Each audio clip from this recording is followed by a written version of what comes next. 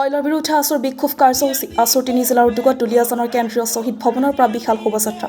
অইলৰ দুলিয়াজানৰ মুখ্য কাৰ্যালয়ৰ সন্মুখত উত্তাল বিক্ষোভ কাৰ্যসূচী আসৰ তিনিচুকীয়া চৰাইদেউ আৰু ডিব্ৰুগড় জিলা সমিতি CMD ডক্টৰ ৰঞ্জিত ৰথৰ সিদ্ধান্তৰ বিৰুদ্ধে প্ৰতিবাদী কাৰ্যসূচী গ্ৰহণ কৰিছে দুলিয়াজানৰ পৰা অইলৰ কাৰ্যালয় স্থানান্তৰ বিৰোধিতা আৰু অইলৰ উন্নয়নৰ স্থবিৰতাৰ বিৰুদ্ধে প্ৰতিবাদী কাৰ্যসূচী গ্ৰহণ অইলৰ মুখ্য উদ্যোগিক ক্ষেত্ৰৰ প্ৰৱেশদ্বাৰত হৈছে এই প্ৰতিবাদী কাৰ্যসূচীত আসৰ সাধাৰণ সম্পাদক শংকৰজ্যোতি বৰুৱাকে ধৰি কেন্দ্ৰীয় নেতৃত্বৰ বহু কেইগৰাকী বিষয়ববীয়ে অংশগ্ৰহণ অইল ইণ্ডিয়া গৱেক CMD ৰঞ্জিত ৰথ হুছিয়াৰ থলুৱা বিৰোধী নীতি নচলিব আদিৰ ধ্বনিৰে দুলিয়াজানৰ আকাশ বতাহ উত্তাল কৰি তুলিছে বিক্ষোভ কাৰ্যসূচীত 500 ছাত্ৰ ছাত্ৰীৰ অংশগ্ৰহণ দুলিয়াজানৰ পৰা কিশোৰ কুমাৰৰ report north east frontier news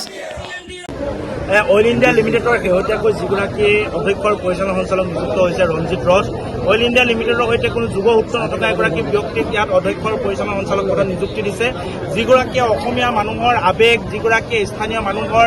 আৱেগ জিলাসমূহৰ আৱেগ এইগৰাকী ব্যক্তিয়ে বুজি নাপায় এইগৰাকী ব্যক্তিয়ে আচলতে অহংকাৰত মগ্ন হৈ নিজৰ গাড়ীখনত বহি অইল ইণ্ডিয়া লিমিটেডক পৰিচালনা কৰিব বিচাৰিছে অইল ইণ্ডিয়া লিমিটেডক যে তেনেকৈ পৰিচালনা কৰাটো সহজ নহয় এই কথাটো আমি তেখেতক বুজাই দিব বিচাৰিছোঁ আৰু আলোচনা কৰিব বিচাৰিলে আমাৰ সমস্যাবিলাকৰ কথা ক'বলৈ গ'লে তেখেতে দিল্লীলৈ আমন্ত্ৰণ জনাব বিচাৰে গুৱাহাটীলৈ আমন্ত্ৰণ জনাব বিচাৰে কিন্তু আমি তেখেতক জনাই দিছোঁ যে অইল ইণ্ডিয়া লিমিটেডৰ যি স্বাভিমান অইল ইণ্ডিয়া লিমিটেডৰ যি ইতিহাস সেই ইতিহাস তেখেতে জনা উচিত ছাত্ৰ সন্থাই কোনো কাৰণত গৈ দিল্লীত তেখেতৰ লগত আলোচনা নকৰে গুৱাহাটীত আলোচনা নকৰে ছাত্ৰ সন্থাই যদি আলোচনা কৰিবলগীয়া হয় এই দুলিয়াজানত থাকি আমি দুলিয়াজানত আলোচনা কৰিম কাৰণ মুখ্য কাৰ্যালয় আমি দুলিয়াজানলৈ স্থানান্তৰিত হোৱাটো বিচাৰোঁ অসমলৈ স্থানান্তৰিত হোৱাটো বিচাৰোঁ তাৰ পাছত দিল্লীলৈ গৈ তেখেতৰ লগত আলোচনাত বহাৰ কোনো যুক্তিযুক্ততা নাই অন্ততঃ ছাত্ৰ সন্থাই সেই কামটো নকৰে এই কথাটো তেওঁ জনা উচিত তেখেতে কাৰ্যালয় স্থানান্তৰ কৰিব বিচাৰে তেখেতে ইয়াৰ পৰা বিভিন্ন ধৰণৰ কাম কাজবিলাক লৈ যাব বিচাৰে যিসমূহ লিখিত পৰীক্ষা অনুষ্ঠিত হয় মকৰলৰ কাৰণে পৰীক্ষাসমূহ আটাইতকৈ আচলতে কেলেংকাৰীত জড়িত কিছুমান কোম্পানীক সেই পৰীক্ষাসমূহ পাতিবলৈ দিয়ে এডুকেষ্টকে ধৰি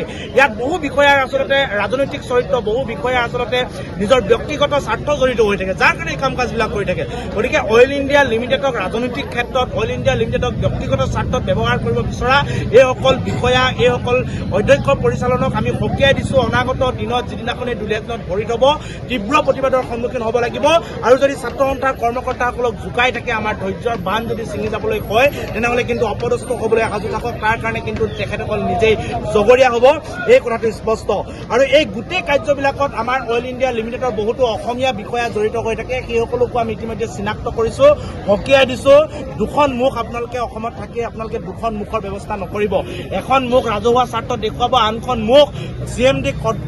কৰমৰ্দন কৰিবৰ কাৰণে তৈলমৰ্দন কৰিবৰ কাৰণে ব্যৱহাৰ কৰিব এইসকল বিষয়া কিন্তু সাপতকৈ বিষাক্ত গতিকে এইসকল বিষয়াকো আমি সকীয়াই দিছোঁ অইল ইণ্ডিয়া লিমিটেডৰ স্বাৰ্থত আমাৰ ছাত্ৰ ছাত্ৰীসকলৰ ভৱিষ্যতৰ স্বাৰ্থত এই কাম কাজবিলাক বন্ধ কৰক অন্যথা কিন্তু আমি ৰাজহুৱাভাৱে আপোনালোকক আচলতে আপোনালোকৰ মুখাবিলাক খুলি দিবলৈ বাধ্য হ'ম আমি নিশ্চিতভাৱে আন্দোলন কাৰ্যসূচী গ্ৰহণ কৰিছোঁ কাৰণ এইগৰাকী CMD যি অহংকাৰ তেখেতে দিল্লীৰ বাহিৰে বেলেগত আলোচনা নকৰা তেখেতৰ যি আচলতে মন সেই মনত আমিও তেখেতক প্ৰত্যাহ্বান জনাইছোঁ দিল্লীত কেতিয়াও ছাত্ৰ সন্থাই আলোচনা নকৰোঁ আলোচনা দুলিয়াজানত হ'ব লাগিব যিদিনাখনলৈকে নহ'ব গণতান্ত্ৰিকভাৱে আন্দোলন হৈ থাকিব আমি জুলাইৰ প্ৰথম সপ্তাহত চৰাইদেউ জিলাৰ উৎপাদন আৰু খনন কাৰ্য বন্ধ কৰিম দ্বিতীয় সপ্তাহত তিনিচুকীয়া জিলাৰ উৎপাদন আৰু খনন কাৰ্য বন্ধ কৰিম আৰু তৃতীয় সপ্তাহত ডিব্ৰুগড় জিলাত যিমানবিলাক উৎপাদন আৰু খনন হ'ব সকলোবিলাক খনন আৰু উৎপাদন বন্ধ হ'ব আৰু CMD গৰাকীয়ে কেৱল দুলিয়াজানো নহয় তেখেতে যদি গুৱাহাটীতো ভৰি দিবলগীয়া হয় গুৱাহাটীতো আহি যদি অইল ইণ্ডিয়া কাম কাজত আহে ছাত্ৰ সন্থাই তীব্ৰ প্ৰতিবাদ কৰিব ছাত্ৰ সন্থাই তেখেতক ঘেৰাও কৰিব আৰু অপদস্থ কৰিবলৈ কিন্তু বাধ্য হ'ব এইটো আমি তেখেতৰ প্ৰতি শেষ সকিয়নি